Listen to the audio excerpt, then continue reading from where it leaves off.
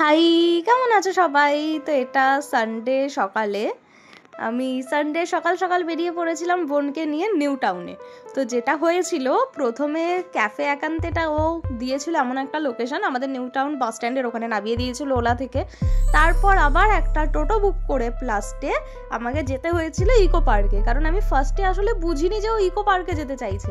এবার ওকে আমি বলেছি ওলাটা বুক কর, আমি তখন রেডি হচ্ছিলাম আর ও ওরকমভাবে বুক করেছে।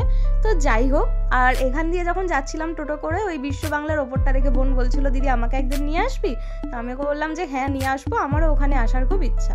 তারপর ইকো পার্কে ফার্স্টে ঢুকতে দিচ্ছিল না, তো আমরা বাইরে থেকে একটু ডাব টাব খেলাম, তারপর আমাদের দেখলাম ঢুকতে দিয়ে দিল।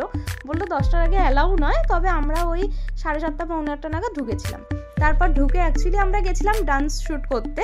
তো ডান্স ভিডিওটা খুব তাড়াতাড়ি চলে আসবে, তোমরা কিন্তু অবশ্যই দেখো আর জানিও কেমন হয়েছে।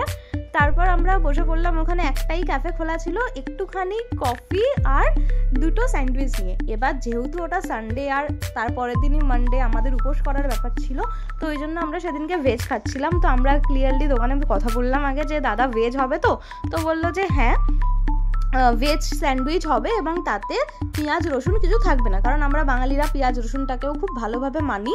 তো তার জন্য পেঁয়াজ রসুন থাকবে না বললো বলে 2টো স্যান্ডউইচ নিয়ে নিলাম সকাল সকাল, আর তার সাথে 2টো কফি। তো কফি আর স্যান্ডউইচ খেয়ে আমাদের সকালবেলাটা কেটে গেল। তারপর আমরা বসে প্রচুর আড্ডা দিচ্ছিলাম। তারপর ওখান থেকে বেরিয়ে পড়লাম, যথারীতি এবার বাড়ি ফেরার পালা। আমি বাড়ি ফিরি। ভিডিওটা ভালো লাগলে অবশ্যই লাইক কমেন্ট শেয়ার করো, চ্যানেলটা সাবস্ক্রাইব করো। Ta ta, love you.